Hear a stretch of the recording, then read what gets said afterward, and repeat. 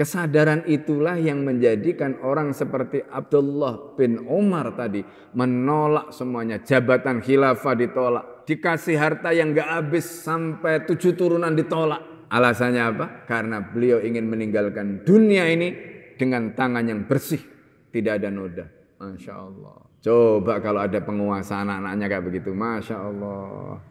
Nggak ada yang ambisi jabatan, nggak ada yang ingin memperpanjang jabatan, nggak ada. Yang ada itu justru pengen mundur. Itu yang terjadi pada kasus Abu Bakar, pengen mundur.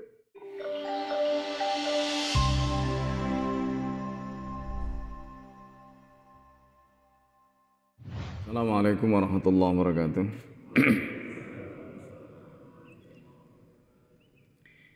Bismillahirrahmanirrahim. Alhamdulillah wassalatu ala Rasulillah wa ala alihi wa ashabihi wa mawalah.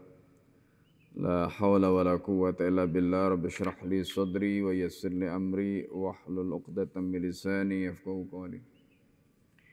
Allahumma inni a'udzubika an adilla wa dhalla zilla wa zalla wa adlima wa udlama wa ajala yujra alayya. Bapak Ibu dan saudara sekalian yang dimuliakan Allah, sebelum kita mulai pengajian kita pada pagi hari ini, mari kita bacakan surat Al-Fatihah untuk mu'alif kitab ini dan juga untuk guru-guru kita semua.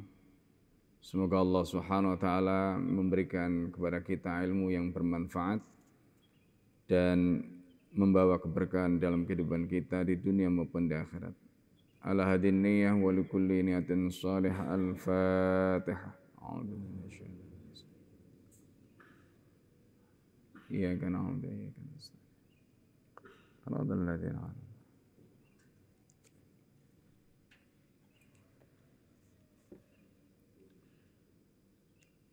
Bismillahirrahmanirrahim. Pagi hari ini kita akan membahas bagaimana anak-anak khalifah mereka pun menolak ya, ketika diberikan harta bahkan disuap. Ya. Bahkan ini nanti terkait dengan kekuasaan, termasuk juga iming-iming ya, ketika mereka diimingi dengan jabatan dan suapnya enggak tanggung-tanggung.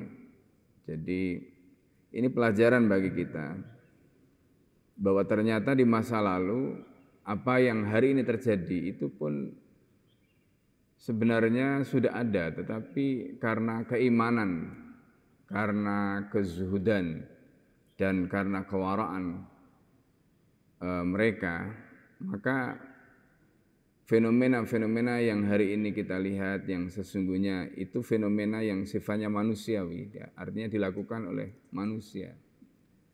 Karena kita tahu sejarah Islam itu adalah sejarah yang dibuat oleh manusia. Pelakunya juga manusia, bukan malaikat. Para sahabat itu manusia, para khalifah itu juga manusia, putra-putri mereka juga manusia, tetapi mereka itu manusia-manusia yang telah dididik dengan pendidikan yang agung, dengan peradaban yang agung, dan itulah yang menjadikan kemudian mereka memiliki sosok kepribadian yang luar biasa. Jadi bukan karena mereka bukan manusia, mereka manusia. Nah, oleh karena itu ini pelajaran penting. Artinya kalau para sahabat Rasulullah SAW mereka juga manusia seperti kita, mestinya kita juga bisa seperti mereka. Nah, ini pelajaran yang insya Allah nanti kita akan pelajari. Yang pertama ini adalah kisah bagaimana putra Sayyidina Abu Bakar As-Siddiq radhiyallahu anhu ketika nanti mendapatkan tawaran harta kemudian belum menolak. Dan ini dua riwayat yang kita akan bacakan pada subuh kali ini. Nanti kita akan kutipkan penjelasan panjangnya di dalam kitab Tarikhul Khulafa yang ditulis oleh Al-Hafidh Al-Imam As-Suyuti rahimahullah. Karena ini terkait dengan peristiwa di balik pembayatan Yazid. Ya, jadi bagaimana Abdurrahman bin Abu Bakar kemudian Abdullah bin Umar yang notabene sama-sama putra khalifah yang luar biasa, ya, mendapatkan tawaran harta dan sebagainya.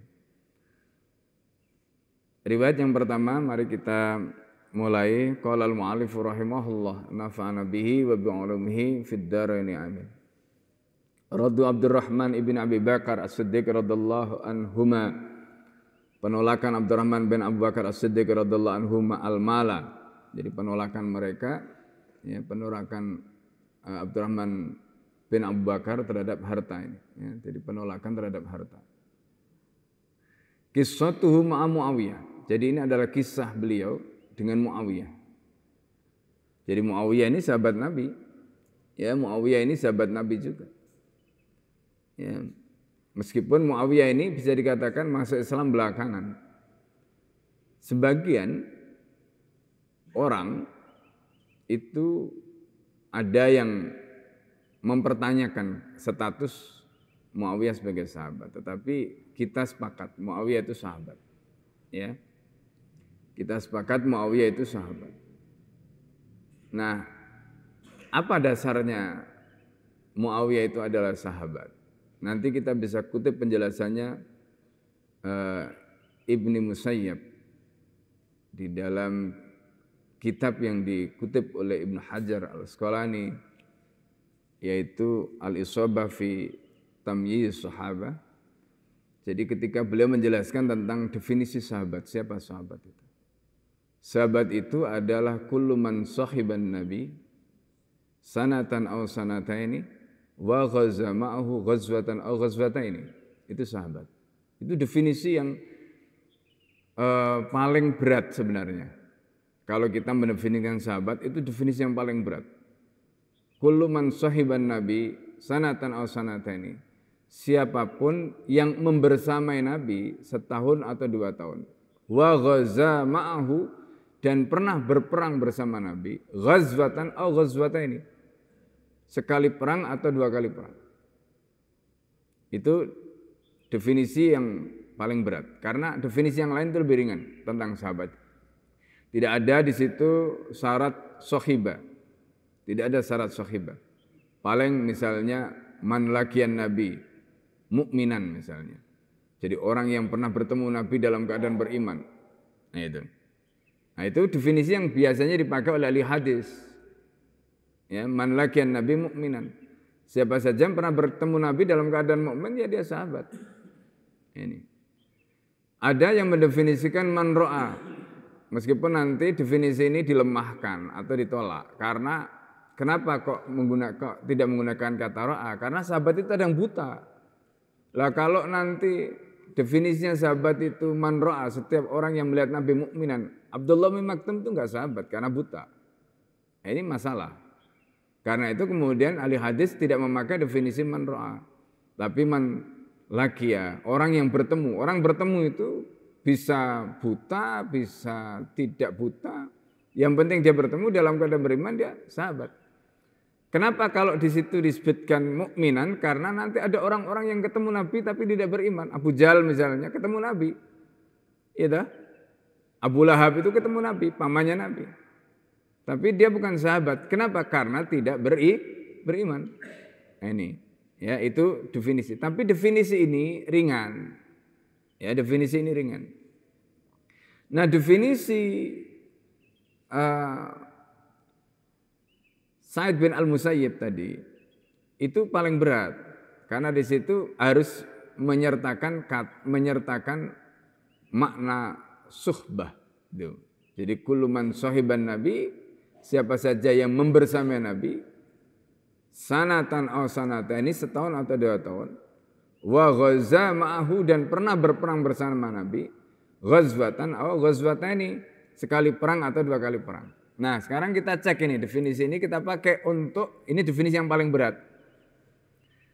Jadi kalau kita merujuk misalnya Muawiyah itu masuk Islam ya pada saat Fathu Mekah. Jadi setelah Fathu Mekah terjadi perang namanya perang Hunain. Ya, terjadi perang namanya perang Hunain. Jadi kalau kita merujuk kepada peristiwa tadi, artinya Muawiyah itu sudah masuk kategori sahiban Nabi, ya, termasuk orang yang bersama Nabi, ya, atau ghaza ma'ahu, perang bersama Nabi. Jadi berperang bersama Nabi. Nah itu. Nah ini yang kita, jadi dalam sekali peperangan atau 2 kali peperangan. Jadi dalam kasus perang Hunain, Nabi perang bersama orang-orang Mekah yang masuk Islam, termasuk Muawiyah, ikut perang di situ. Sehingga karena itu kita sepakat melalui definisi yang paling berat yang dikemukakan oleh Sa'id bin Al-Musayyab ini, kita sepakat bahwa Muawiyah itu adalah sahabat. Ini, ya. Nah, jadi itu perlu disclaimer dulu. Jadi perlu disclaimer dulu supaya nanti kita tidak berdebat soal status Muawiyah ini, ya. Nah, ini persoalan berikutnya. Bahwa di dalam catatan sejarah, termasuk nanti kita bisa baca di dalam kitab Tarikhul Khulafa, ya. Itu bagaimana pandangan Imam Ahmad bin Hanbal terhadap Muawiyah itu soal lain, ya. Itu soal lain. Karena begini, sahabat itu manusia. Ya. Sahabat itu manusia. Jadi sebelum masuk ke sini, Al-Fakir ingin sampaikan. Jadi sahabat itu manusia.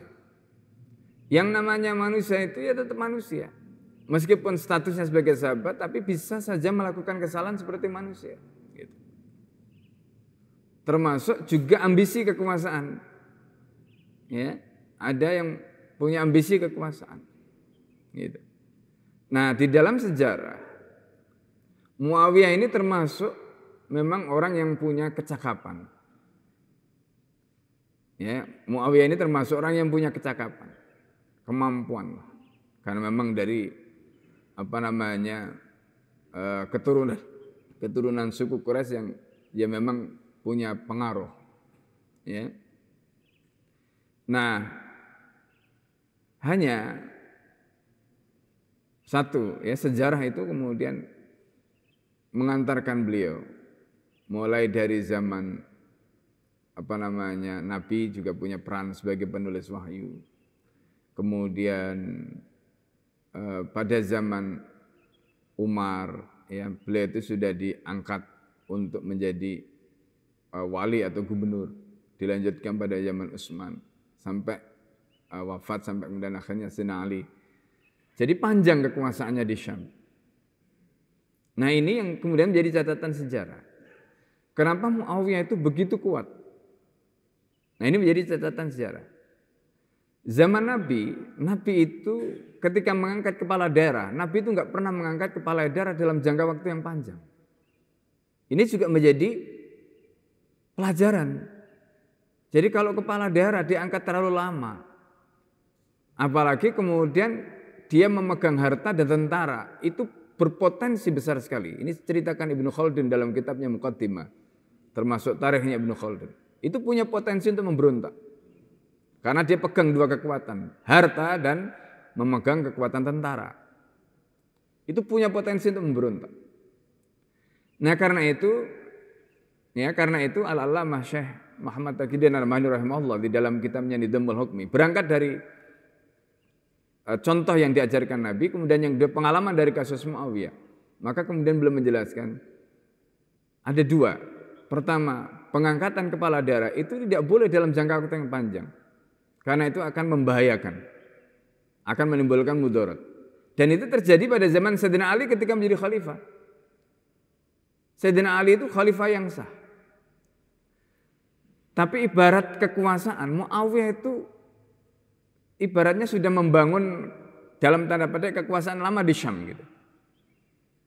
Nah, ini yang kemudian nanti dipakai oleh Muawiyah untuk melawan Sayyidina Ali pada saat perang Siffin. Itu masalahnya. Ya.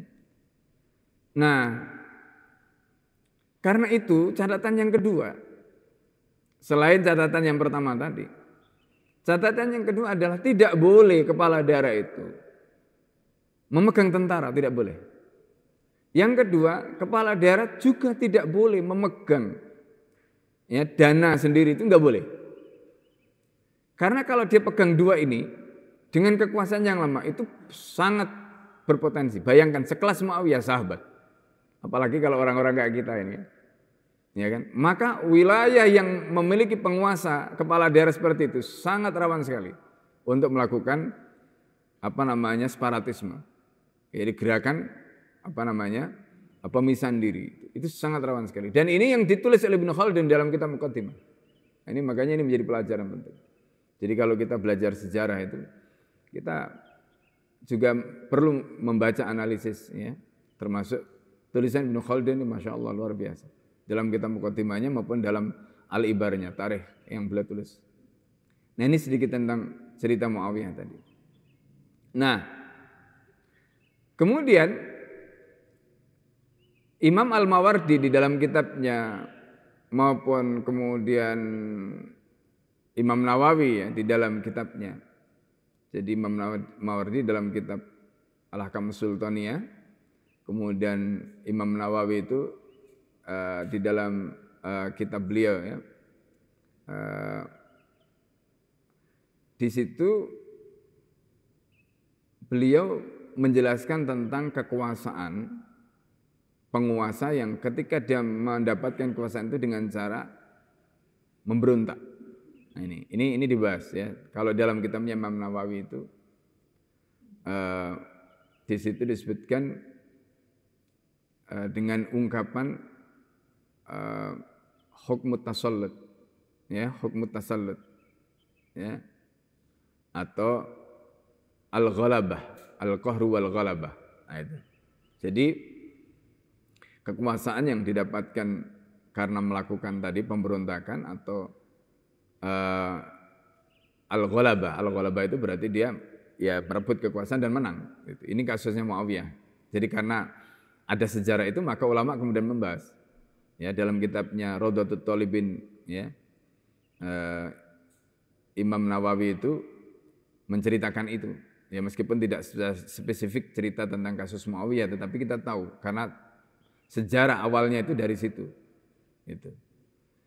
Nah, para ulama kemudian menjelaskan status kekuasaan Muawiyah.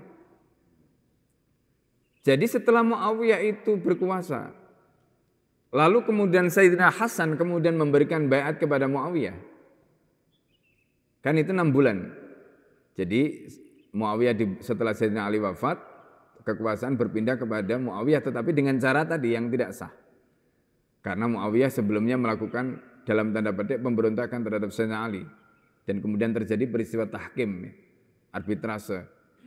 Nah, di mana dalam kitab Tarikhul Khulafa itu diceritakan oleh Imam As-Suyuti tentang bagaimana peran yang dimainkan oleh Amr bin As, ya. Dan itu peran yang kurang bagus gitu. Sampai kemudian akhirnya Sayyidina Ali ini dalam tanda petik akhirnya dikalahkan lah gitu. Ini kisah tidak menyenangkan lah di dalam sejarah. Lalu kemudian setelah wafatnya Sayyidina Ali, Sayyidina Hasan itu di baiat menjadi khalifah. Makanya dalam sejarah kemudian Sayyidina Hasan itu dinyatakan sebagai khalifah Rasyidin, khulafa Rasyidin yang kelima. Jadi Abu Bakar, Umar, Utsman, Ali, Sayyidina Hasan. Itu khalifah yang kelima. Dan itu masuk dalam kategori khulafa Rasyidin. Dan itu nanti menepati hadis Nabi. Al-khilafatu fi ummati salasuna sana, khilafah di tengah umatku itu 30 tahun. Nah 30 tahun itu persis sampai 6 bulan masa jabatannya Sayyidina Hasan. Sampai Sayyidina Hasan menyerahkan kekuasaannya. Ya ini. Ya, Sayyidina Hasan itu menyerahkan kekuasaannya kepada Muawiyah. Nah gitu loh. Nah ketika Sayyidina Hasan itu menyerahkan kekuasaannya kepada Muawiyah, ini yang kemudian disebut dengan Amul Jamaah, tahun rekonsiliasi. Nah ketika terjadi tahun rekonsiliasi itu, sebenarnya kekuasaan Muawiyah ini sudah sah. Menurut para ulama, sudah sah. Kenapa kekuasaan Muawiyah sudah sah?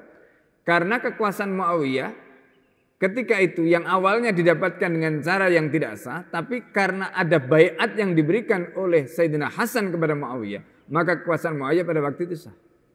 Nah, maka kemudian para ulama, Imam Al-Mawardi menulis ya di dalam kitab Ahkam Sultaniyah, kemudian Imam An-Nawawi juga di dalam kitabnya Ar-Rawdah, ya. Itu menyatakan itu tentang hukm tasallut atau al-qahru wal ghalabah tadi gitu. Nah, merujuk kepada kasus itu. Jadi sah. Ya. Nah, kemudian, nah ini yang jadi masalah. Kisah ini yang kita akan baca ini, itu adalah kisah Muawiyah menjelang wafat. Ini masalahnya. Jadi sebenarnya Muawiyah ini mengawali kekuasaannya tadi dengan cara yang ada sedikit masalah, lalu kemudian sudah selesai sebenarnya pada saat Amul Jamaah itu. Hanya ketika Muawiyah mau mengakhiri kekuasaannya, nah ini yang kemudian ada masalah lagi. Apa masalahnya? Dia mengangkat Yazid, anaknya, untuk menduduki jabatan khilafah. Itu masalahnya. Ini nanti yang kita baca di dalam kisah ini. Jadi makanya kalau kita membaca kitab Hadis Sahabah ini, kita harus membuka kitab yang lain supaya kemudian kita tahu, oh ini ceritanya begini, kasusnya begini. Nanti kita akan sampaikan bagaimana kisah ini atau bagaimana pernyataan ini disampaikan oleh Abdurrahman bin Abu Bakar. Nah, jadi di dalam riwayat yang dinukil oleh Imam As-Suyuti di dalam kitabnya Tarikhul Khulafa, ya, itu nanti bisa dibaca dalam Tarikhul Khulafa. Kalau nggak bisa bahasa Arabnya bisa lihat terjemahnya. Ya, itu ada kisah panjang lebar nanti di bab tentang Muawiyah, ya, bab tentang Muawiyah, dan kemudian nanti berikutnya ada bab tentang Yazid, itu nanti bisa dibaca. Kita mulai dulu dari sini. Ya, kisah Muawiyah radhiyallahu anhu fi dzalika. Jadi kisah Abdurrahman bin Abu Bakar, ya, penolakan beliau terhadap harta yang diberikan, ya, oleh Muawiyah. Ini oleh Muawiyah. Nah ini radhiyallahu anhuma, semoga Allah meridai keduanya. Nah, jadi di sini mualif kitab ini tetap menyebut radhiyallahu anhum karena mereka ini sahabat semua. Apakah Muawiyah, apakah Abdurrahman bin Abu Bakar, ya itu sahabat semua, termasuk Abu Bakar tadi, ya di sini disebutkan ketika menyebut Abdurrahman bin Abu Bakar radhiyallahu anhuma, artinya merujuk kepada Abdurrahman dan ayahnya, yaitu Sayyidina Abu Bakar. Begitu juga ketika menyebut kisah Muawiyah radhiyallahu anhuma, karena dua-duanya sahabat. Akhraj Al-Hakim telah mengeluarkan riwayat an Ibrahim ibn Muhammad ibn Abdul Aziz ibn Umar ibn Abdurrahman ibn Auf radhiyallahu anhu. Jadi Al-Hakim telah mengeluarkan riwayat dari Ibrahim bin Muhammad bin Abdul Aziz bin Umar bin Abdurrahman bin Auf radhiyallahu anhu, an abi dari ayahnya, an jaddi dari kakeknya. Qala, nah ini berkata, ya, ba'atha Muawiyah ila Abdurrahman. Nah ini, jadi Muawiyah itu telah mengutus, telah mengirim kepada Abdurrahman bin Abi Bakar radhiyallahu anhu bi mi'ati alfi dirhamin, dengan membawa berapa? Ini 100.000 dirham. Ya, enggak kecil itu. 100.000 dirham dibawa untuk menyogok. Siapa yang disogok? Yang disogok adalah putranya Sayyidina Abu Bakar. Nah ini. Ba'da'an aba, setelah Abdurrahman bin Abu Bakar itu menolak al-bai'atah, untuk memberikan bai'at li Yazid ibni Muawiyah, kepada Yazid ibni Muawiyah. Ini. Jadi Yazid bin Muawiyah, ini ceritanya, itu sudah dibai'at. Nah ini yang kemudian nanti diikuti oleh Saudi. Ya. Jadi Saudi itu pakai bai'at, Pak. Bu, pakai bai'at. Tapi bai'atnya itu pada saat raja masih hidup. Nah nanti kayak begini ya, ini kan Muawiyah ini masih hidup. Masih hidup sudah memberikan bai'at kepada anaknya.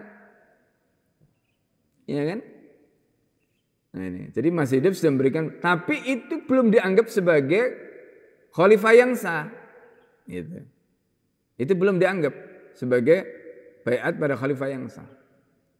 Nah, jadi kalau ada presiden kemudian mencalonkan anaknya, ya, jadi the next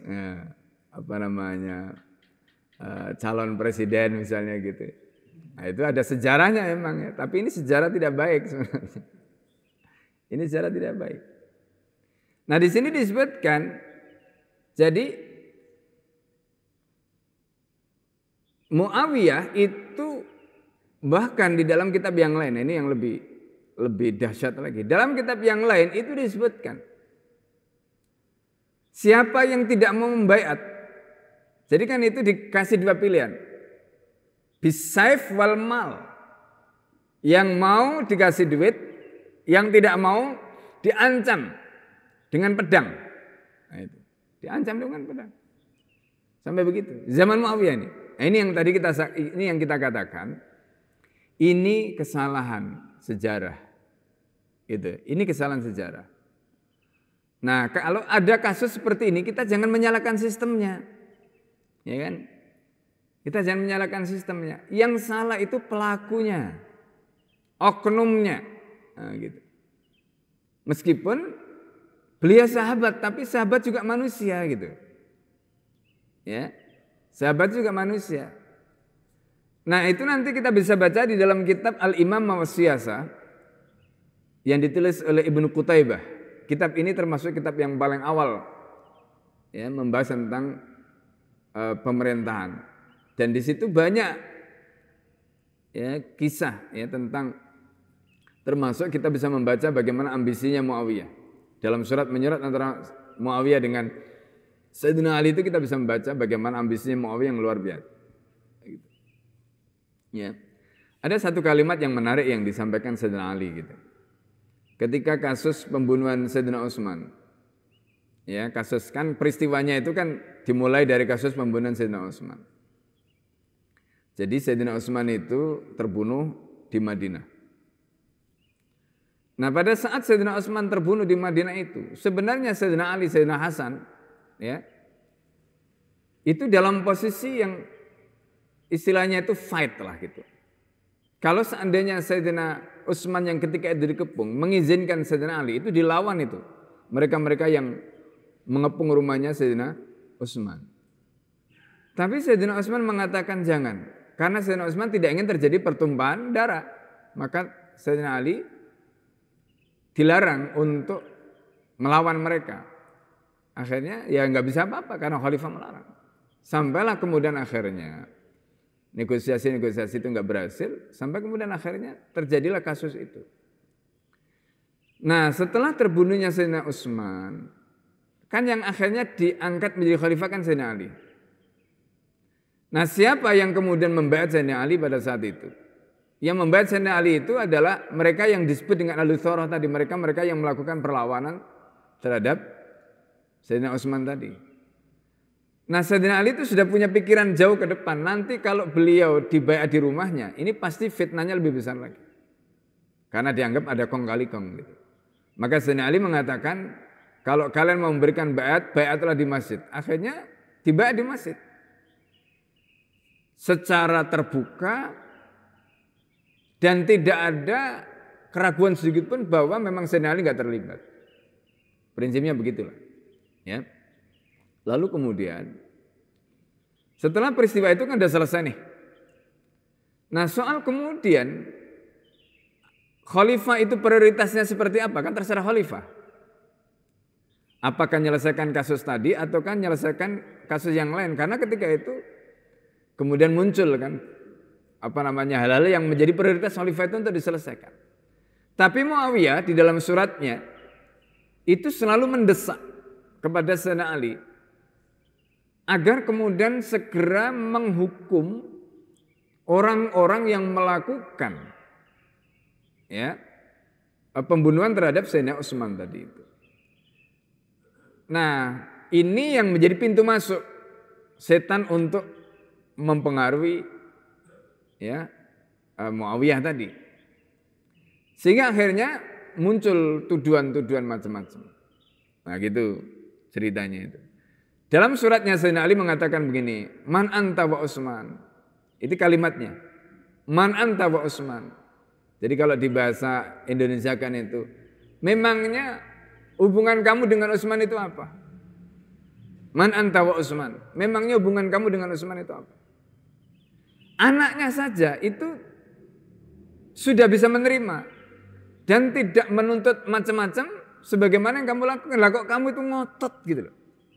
Kok kamu itu ngotot? Ini kan istilahnya mereka yang punya hak atas darahnya Utsman tadi itu ridho dengan keputusan khalifah, terserah khalifah gitu. Tapi ini ada orang lain yang bukan istilahnya itu waliyudamnya. Orang yang punya hubungan darah langsung dan punya hak untuk menuntut tadi kok nuntut terus gitu loh. Nah, ini dibaca sebagai cara Muawiyah untuk neken Sayyidina Ali, dan dari situlah kita nanti bisa membaca bahwa Muawiyah ini memang punya ambisi. Itu punya ambisi. Dari surat-suratnya tadi itu punya ambisi. Nah, itu yang kemudian akhirnya kan fitnahnya ini ya namanya ya desas-desus ya isu itu. Jadi liar gitu. Nah, itulah kemudian akhirnya membesar sampai ya terjadi perang Siffin itu gitu ya. Nah, ini sedikit gambar. Nah, itu sudah selesai sebenarnya. Setelah rekonsiliasi yang dilakukan oleh Sayyidina Hasan tadi sudah selesai. Lah kok dibuka lagi oleh Muawiyah menjelang wafatnya itu dengan mengangkat Yazid. Itu meskipun nanti dalam Tarikhul Khulafa itu ada kisah ya begini. Muawiyah itu ketika mengangkat Yazid itu berdoa. Doanya itu begini. Ya Allah, ini kalau kita terjemahkan. Kalau seandainya aku mengangkat Yazid dan Yazid tidak layak, matikanlah dia dulu. Ini doa bapaknya nih. Jadi bapaknya itu berdoa matikanlah dia dulu. Sebelum dia berkuasa. Ndelalai enggak mati. Ya kata orang Jawa itu, ndelalanya hidup gitu loh. Muawiyah itu ndelalanya hidup jadi enggak mati. Akhirnya berkuasa kan dia. Itu cerita di dalam Tarikhul Khulafa itu dikutip oleh Imam Masyuti. Masya Allah. Nah, jadi sedikit gambarannya begitu. Nah, kemudian jadi kesalahan Muawiyah itu adalah ketika menjadikan Yazid tadi itu diangkat. Ya, diangkat pada saat dia masih hidup. Nah, ini peristiwa baiatnya ini. Jadi orang-orang yang tidak mau untuk membaiat tadi itu diiming-iming. Nah, termasuk diantaranya Abdurrahman bin Abu Bakar ini. Faradtaha, jadi ketika Abdurrahman bin Abu Bakar mau dikasih uang sebanyak 100.000 dirham karena tidak membaiat Yazid tadi itu, faradtaha, maka kemudian Abdurrahman bin Abu Bakar menolak. Wa abaya khudaha, dan tidak mau untuk mengambil harta 100.000 dirham tadi. Nah, ini kalimat beliau, kalimat Abdurrahman bin Abu Bakar ini masya Allah. Kata beliau apa?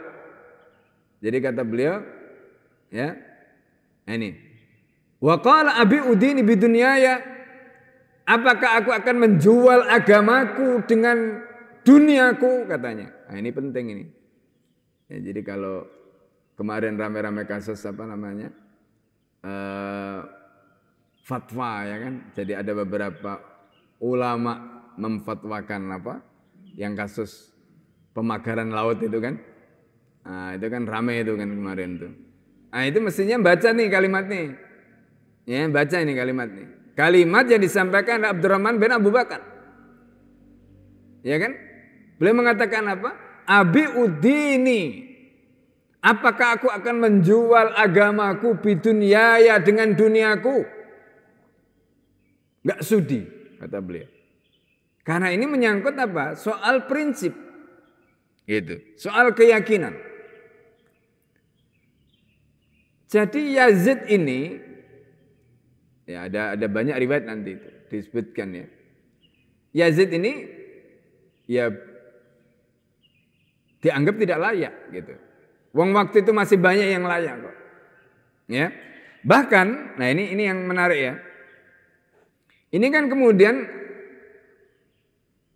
Abdurrahman bin Abu Bakar itu tidak hanya menolak, kemudian beliau mengatakan wa kharaja ila Makkah hatta mata biha. Ini. Beliau itu kemudian meninggalkan, ya. Jadi keluar dari tempat asalnya tadi itu, kemudian pergi ke Mekah dan akhirnya wafat di Mekah. Jadi wafat di Mekah. Wa akhraja Ibnu Zubair, wa akhrajahu Az-Zubair Ibnu Bakar an Abdul Aziz bin Nahwi, dan Az-Zubair Ibnu Bakar dari Abdul Aziz mengeluarkan riwayat yang sama kama fil Isobah, sebagaimana dalam kitab Isobahnya Ibnu Hajar Al-Asqalani. Nah, Bapak sekalian yang dimuliakan oleh Allah, di dalam kitab Tarikhul Khulafa, ya, ini di Al-Fakir bawakan ya, halaman 156 ini ya. Nah, ini. Jadi di halaman 156 itu ada kisah begini. Ini dialognya antara Abdurrahman bin Abu Bakar dengan Marwan. Jadi di sini disebutkan wa fi sanatin, ya, wa fi sana khamsina, jadi pada tahun 50. Ya, ini peristiwanya terjadi tahun 50 Hijriah. Ya wa fi hada'a Muawiyah ahla Syam ilal bai'a bi wilayatil ahdi min ba'di ibnihi Yazid. Atau pada tahun 50 Hijriah itu Muawiyah menyerukan kepada penduduk Syam untuk membaiat putra mahkota. Nah ini. Makanya nanti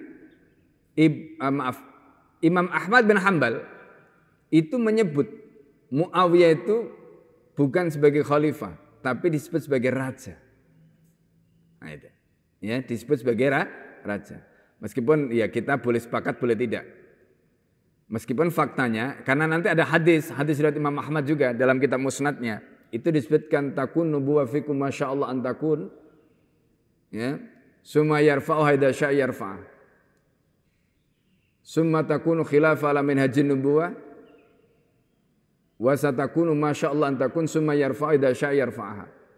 Jadi nanti akan ada kenabian dan itu akan tetap ada sampai Allah berkehendak untuk mengakhirinya, kemudian setelah itu akan ada kekhalifan berdasarkan minhaj kenabian ini, maksudnya khulafaur rasyidin, dan itu akan ada sampai Allah berkehendak untuk menghentikannya. Summa takunu mulkan adana di sini. Jadi setelah khilafah ala minhaj nubuwah itu ada mulkan adon. Nah, mulkan adon itu penguasanya menggigit.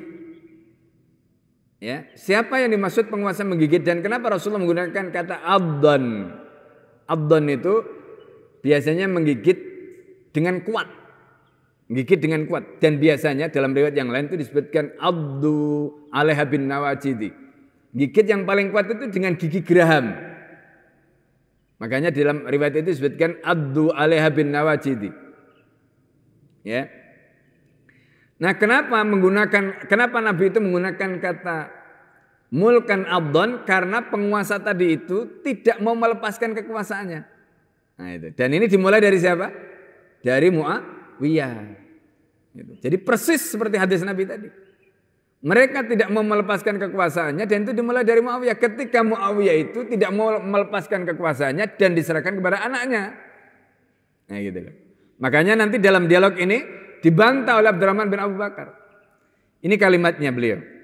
Ya, nah di sini disebutkan wa awwalu man ahida bil khilafati li ibnihi. Jadi Muawiyah itu adalah orang yang pertama menyerahkan khilafah itu kepada putranya. Gitu. Lalu kemudian Sumainau kata ila Marwan bil Madinah ya'khudul bai'ah. Kemudian Muawiyah itu nulis surat kepada Marwan yang ada di Madinah, ketika itu menjadi gubernur di Madinah. Untuk apa? Untuk meminta penduduk Madinah itu memberikan baiat, dan di situ ada Abdurrahman bin Abu Bakar. Maka dalam riwayat tadi kalau disebutkan Abdurrahman bin Abu Bakar kemudian meninggalkan mana? Meninggalkan Madinah. Menuju ke mana? Menuju ke Mekah. Sampai kemudian akhirnya wafat di Mekah. Ini, sampai kemudian akhirnya nanti wafat di Mekah. Nah, di situ disebutkan faqala kata Marwan, fa khatiba Marwan, maka Marwan menyampaikan pidato. Faqala maka Marwan kemudian mengatakan inna Amirul Mukminin ra'a yastakhlifa alaikum waladah. Jadi Amirul Mukminin itu memandang penting untuk mengangkat putra mahkotanya, yaitu berupa anaknya tadi, Yazid. Nah, ini sunnat Abi Bakar wa Umar. Nah, ini kata Marwan. Jadi Marwan ini nyatut. Nah, ya. Apa yang dicatat? Yang dicatat itu, dan siapa yang dicatat? Yang dicatat itu adalah Abu Bakar dan Umar. Oh, Abdurrahman bin Abu Bakar ketika mendengar nama ayahnya dicatat untuk membenarkan kesalahan Muawiyah, marah dia. Ya kan? Faqama Abdurrahman ibn Abu Bakar As-Siddiq radhiyallahu anhuma, maka Abdurrahman bin Abu Bakar, ya, radhiyallahu anhuma, kemudian berdiri ketika mendengar Marwan nyatet nama bapaknya. Karena dianggap tindakan Muawiyah mengangkat Yazid itu meniru Abu Bakar. Nah, ini sedikit tambahan. Nah, ini penting kita memahami sejarah. Abu Bakar itu faktanya kan sebelum wafat Beliau itu menunjuk Umar, betul nggak? Itu. Menunjuk Umar. Itu faktanya. Nah karena itu banyak kemudian orang yang membaca sejarah ini salah di dalam membuat kesimpulan. Gitu, salah membuat kesimpulan. Begini salahnya. Abu Bakar itu ketika menunjuk Umar itu tidak seperti Muawiyah menunjuk Yazid. Di mana bedanya? Gitu. Jadi pertama Abu Bakar ketika menunjuk Umar, Abu Bakar itu kan punya pengalaman kasus Saqifah Bani Sa'idah. Di mana kasus Saqifah Bani Sa'idah itu setelah wafatnya Rasulullah kan nggak menunjuk siapa-siapa. Muncullah diskusi hangat di Saqifah Bani Sa'idah itu antara Abu Bakar, Umar, Abu Badal Jarrah dan beberapa orang Ansor. Termasuk Sa'ad bin Ubadah dan lain-lain. Di Saqifah Bani Sa'idah. Itu ceritanya. Nah, Abu Bakar tidak ingin ketika nanti Abu Bakar wafat, lalu kasus Saqifah Bani Sa'idah itu terulang, gitu. Maka Abu Bakar memikirkan cara bagaimana supaya transisi kekuasaan itu smooth. Nah, itu sebenarnya dipikirkan Abu Bakar. Bagus pikirannya. Dan cara yang dilakukan Abu Bakar juga benar. Bagaimana caranya? Abu Bakar itu sonding gitu loh. Sonding dulu. Tanya dulu penduduk Madinah itu, kira-kira menurut kalian siapa nih? Karena Madinah ketika itu ibu kota negara. Ya yang paling tahu siapa yang punya kelayakan menggantikan Abu Bakar kan penduduk Madinah. Sonding lah gitu. Hasil sonding itu mengarah kepada dua nama. Yang pertama adalah Umar bin Khattab, yang kedua Sayyidina Ali. Itu dua nama itu yang keluar, mengerucut dua nama itu. Itu ceritanya hasil sonding ini. Gitu. Jadi Abu Bakar itu enggak ujuk-ujuk gitu. Nah ini yang orang tidak paham. Sehingga kemudian kesimpulan Jolo Abu Bakar juga melakukan hal yang sama. Mengangkat putra mahkota, buktinya Umar. Enggak, beda. Itu beda dengan yang kemudian nanti dilakukan oleh Muawiyah kepada Yazid. Yazid enggak ada proses sonding ketika diangkat oleh Muawiyah itu. Enggak ada. Tiba-tiba saja. Ya karena kalau sonding pasti yang muncul bukan Yazid. Orang semuanya tahu kok Yazid itu seperti apa. Enggak akan muncul. Nah gitu loh. Tapi Muawiyah justru karena menutup itu maka enggak mau sonding. Gitu. Ya, nah ini yang kita perlu pahami gitu. Karena itu ketika Muawiyah, ya istilahnya Muawiyah itu menyebut nama Abu Bakar dan Umar, marah. Abdurrahman bin Abu Bakar faqama, maka Abdurrahman bin Abu Bakar berdiri faqala lalu kemudian mengatakan bal. Jangan. Kamu ngawur ya kata Abdurrahman bin Abu Bakar. Kamu ngawur, kamu mengatakan itu sunahnya Abu Bakar dan Umar. Bukan sunahnya Abu Bakar dan Umar, bukan begitu katanya. Bal sunnatu Kisra wa Kaisar. Itu adalah tuntunannya Kisra. Kisra itu raja Persia. Kaisar itu raja Romawi. Itu tuntunannya Kisra dan Kaisar, bukan tuntunannya Abu Bakar dan Umar. Ngawur kamu tuh. Ibaratnya sudah nyatut nama orang, ya kan? Namanya khalifah sebelumnya dicatut. Inna Abu Bakar wa Umar lam yaj'alaha. Abu Bakar dan Umar tidak pernah menjadikan khilafah itu fi auladihima untuk anak-anaknya. Nah ini. Lah sekarang Muawiyah menjadikan khilafah untuk anaknya kok. Kamu bilang itu sunahnya Abu Bakar dan Umar, mana ada? Ya kan? Wala fi ahadin min ali baitima, dan tidak ada seorang pun dari anggota keluarganya yang diberi jabatan itu enggak ada. Sudah. Jadi ini terbantah kan berarti ini bukan tuntunannya Abu Bakar, bukan tuntunannya Umar. Nah, itu terbantah. Tapi tuntunannya siapa? Tuntunannya ya Kisra dan Kaisar. Nah ini riwayat yang terkait dengan Abdurrahman bin Abu Bakar tadi. Jadi clear kalau kita membaca riwayat ini kita tahu peristiwanya seperti itu. Ya. Jadi Abdurrahman bin Abu Bakar menolak harta yang sebegitu banyak untuk memberikan baiat kepada Yazid bin Muawiyah tadi, ya, yang diberikan oleh Muawiyah melalui Marwan, penguasa yang ada di Madinah ketika itu. Nah, kisah yang kedua, ya, kisah yang kedua ini sedikit, ya. Itu adalah Raddu Abdullah bin Umar Al-Faruq radhiyallahu anhum al-malaki suatu ma'amri ibn al-As. Nah, ini lebih ngeri lagi. Karena Muawiyah itu kemudian mengirim Amr bin As untuk memata-matai. Siapa yang dimata-matai? Yang dimata-matai adalah Abdullah bin Umar radhiyallahu anhuma fi dzalika, semoga Allah meridai keduanya. Akhraja min Sa'ad an Maimun qala dassa Muawiyah tu.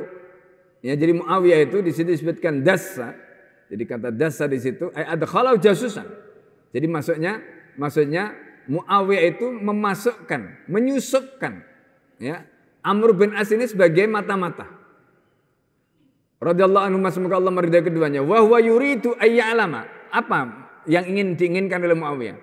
Muawiyah itu ingin tahu ma fi nafsi Ibnu Umar radhiyallahu anhu. Apa yang ada di dalam diri, di dalam pikiran, di dalam benaknya Abdullah bin Umar. Yuridu al-qital amla, apakah ingin perang apakah tidak? Ini, ya. Faqala ya Abu Abdurrahman wa ya Abu Abdurrahman. Ini nama kunyahnya, ya, Abdullah bin Umar. Ma yamna'uka an tahruja. Apa yang menghalangi kamu untuk keluar? Maksudnya keluar. Fanubayi, kemudian kami bisa membaiat Anda. Jadi ini lebih ngeri lagi. Kenapa? Karena Abdullah bin Umar itu didorong, diprovokasi untuk apa? Untuk menjadi khalifah. Nah, ya, didorong, diprovokasi menjadi khalifah. Wa anta sahibu Rasulillah. Nah ini. Nah, Amr bin As ini piawai, dia memang negosiator ulung. Tadi kita sudah sebutkan dalam kasus perang Siffin itu beliau yang mengalahkan Abu Musa al-Asy'ari. Ya kan? Karena memang sejak zaman jahiliyah dulu dia negosiator ulung. Diplomat ulung lah ini Amr bin As ini. Wah, pokoknya jago sekali. Ya. Jadi dia mengatakan kepada Abdullah bin Umar, kamu ini sahabat Nabi. Bukan hanya sahabat Nabi, wa ibnu Amirul Mukminin, bahkan anaknya Amirul Mukminin. Wa anta hakun nas bihadzal amr, dan Anda lebih berhak untuk menduduki jabatan ini, maksudnya menjadi khalifah. Tuh, coba. Yang ngomong itu bukan orang sembarangan, yang ngomong itu siapa? Sahabat Nabi juga, Amr bin As, mantan gubernur Mesir. Coba, kurang apa coba? Kalau yang ngomong orang-orang biasa mungkin masih lah. Tapi ini yang ngomong itu orang sekelas Amr bin As gitu. Nah, rupanya Amr bin As ngomong begitu itu bukan dari hatinya, itu cuma kalau orang Mesir bilang mujamalah lah gitu. Jadi apa namanya mujamalah? Ya, orang Jawa bilang abang-abang lambe lah gitu. Apa namanya? Lip service lah gitu, ya. Nah, gitu. Kemudian dia mengatakan, ini Abdullah bin Umar. Waqad istama'an nasu kullum ala ma taqul. Apakah semua orang sepakat seperti yang kamu katakan itu? Qala na'am. Iya, ila nufairun yasirun, kecuali sedikit orang yang enggak sepakat. Nah, dia enggak menyebutkan siapa sedikit orang enggak sepakat itu. Qala law lam yabqa illa salasatu a'lat, kalau seandainya tidak ada yang tidak sepakat kecuali 3 orang saja, bihajar, di daerah Hajar. Lam yakun li fi hajah, saya enggak butuh jabatan ini katanya. Qala. Nah, dari sini dari jawaban ini siapa namanya? Amr bin As tahu. Dari jawaban ini Amr bin As tahu. Fa'alima annahu la yuridul qital, berarti apa? Abdullah bin Umar tidak mau perang. Ingin damai. Makanya nanti pada saat Sayyidina Husain melakukan perlawanan, Sayyidina Abdullah bin Zubair melakukan perlawanan, Abdullah bin Umar termasuk orang yang menghalangi, termasuk orang yang tidak mau terlibat. Ini nanti yang kemudian kita bisa lihat juga pada kasus Ibnu Abbas. Makanya Ibnu Abbas itu kenapa makamnya ada di Taif. Itu salah satu cara Ibnu Abbas untuk mengasingkan diri dari konflik. Pada saat terjadi konflik ketika itu. Ini supaya kita paham situasinya. Sampai wafat di sana dan dimakamkan di Taif. Qala halaka an tubayya, kalau Anda tidak mau dibayat, Halaka antubayi aliman qad kana nasu ayastami alaih. Ya, apakah Anda tidak mau membaiat orang yang orang telah sepakat untuk membaiatnya? Ini maksudnya siapa? Ya, Yazid. Wa yaktuba, dan dia bisa menulis, ya, menulis surat instruksi untukmu yang isinya apa? Ini berupa tanah. Dia bisa memberikan kamu kompensasi tanah. Nah, jadi kalau ada kasus model-model lurah yang punya apa Rubicon ya, nah, ini kayak begini nih bisa. Ya kan? Itu. Wa minal amwal, kamu bisa diberikan harta mala tahtaju anta wala wulduka ila ma ba'da. Yang setelah kamu punya harta itu, punya tanah itu, kamu dan keturunanmu sampai 7 turunan enggak butuh lagi harta, saking banyaknya, Masya Allah. Coba, apa jawaban Abdullah bin Umar, Bapak Ibu sekalian? Apakah dia tergiur? Apakah dia kemudian kelepek-kelepek? Enggak, sama sekali. Justru yang nawari begitu, Amr bin As itu dipisui, Pak. Dipisui. Tahu dipisui ya? Nah, kalau orang Jawa itu miso itu. Nah, orang Arab misonya begini nih, misonya orang Arab. Uffin laka. Nah, itu misonya orang Arab. Ufin laka, itu pisuannya orang Arab itu, Pak. Jadi kalau ada orang Arab bilang ufin laka, itu miso berarti. Ya kalau bahasa kita ya apalah itu. Ya. Ukhruj min indi, kamu keluar dari sisiku, summa la tadkhul alayya, jangan kembali lagi, katanya. Wahai hak, ini miso lagi nih. Ini miso lagi nih, bahasa pisuan lagi nih. Wahai hak. Ya. Dan kalimat beliau yang menarik ini, Pak. Inna dini, agamaku laisa bidinarikum, enggak sebanding dengan dinar kamu. Wala dirhamikum, enggak sebanding dengan dirham kamu. Masya Allah. Kamu enggak akan bisa menukar agamaku dengan dinar kamu, dirham kamu. Masya Allah. Wa inni, dan aku arju, ingin an akhruja minad dunya, aku ingin meninggal, keluar dari dunia ini. Wadaya ya wayadi baydha'u naqiyah, tanganku bersih. Masya Allah. Aku ingin meninggalkan dunia ini, tanganku bersih. Nggak ada catatan hitam, nggak ada catatan gelap, nggak ada catatan. Masya Allah. Ini Pak, kalimat yang luar biasa. Kesadaran itulah yang menjadikan orang seperti Abdullah bin Umar tadi menolak semuanya. Jabatan khilafah ditolak. Ya, dikasih harta yang nggak habis sampai 7 turunan ditolak. Alasannya apa? Karena beliau ingin meninggalkan dunia ini dengan tangan yang bersih, tidak ada noda. Masya Allah. Coba kalau ada penguasa anak-anaknya kayak begitu, Masya Allah. Nggak ada yang ambisi jabatan, nggak ada yang ingin memperpanjang jabatan, nggak ada. Yang ada itu justru pengen mundur. Itu yang terjadi pada kasus Abu Bakar, pengen mundur. Itu, Masya Allah. Ya, nah, ini. Jadi inilah gambarannya. Nah itu, ya kalimatnya sampai wa kharaja Ibnu Nu'aim fil khilyah. Nah ini kurang lebih, ya. Tapi poinnya tadi ya. Baik, karena sudah masuk waktu syuruk, ya. Semoga apa yang kita pelajari pada hari ini menjadi ilmu yang bermanfaat. Ya, kemarin ada masukan, ada usulannya. Sebelum kita tutup, silakan kalau ada yang ingin bertanya ya dari penjelasan yang sudah disampaikan tadi, silakan kalau ada yang ingin ditanyakan ya.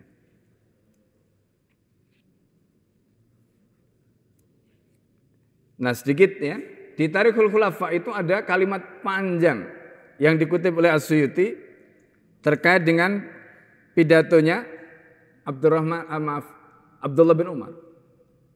Jadi Abdullah bin Umar ini ngomong panjang lah gitu, pesan-pesan beliau itu, dan itu dikutip oleh beliau panjang sekali di dalam kitabnya Tarikhul Khulafa di halaman 156 sampai 157. Ya. Ini. Jadi Masya Allah ya kalau kita melihat realitas seperti itu.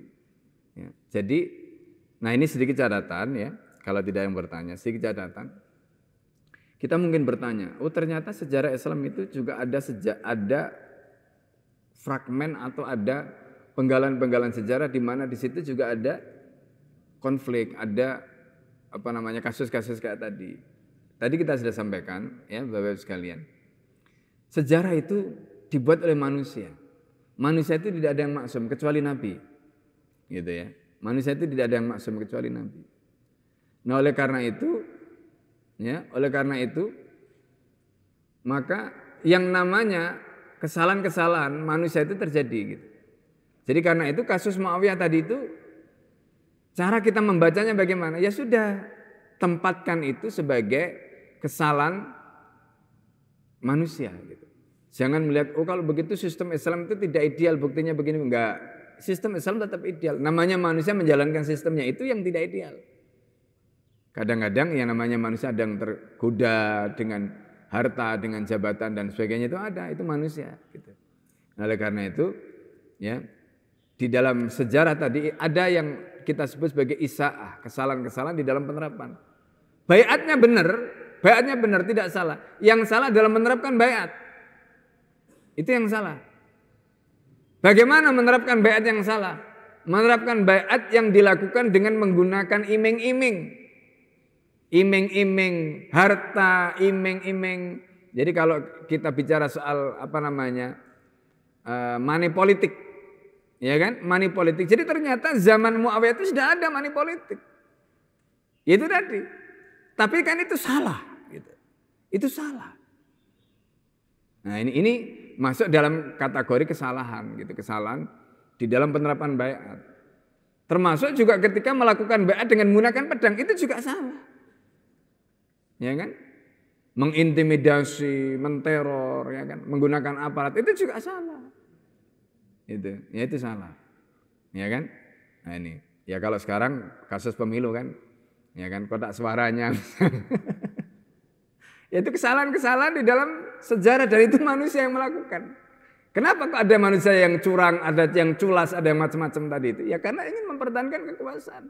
Karena ingin menikmati kekuasaan. Dia lupa bahwa semua yang dia buat di dalam sejarah hidupnya itu akan dikenang sepanjang masa.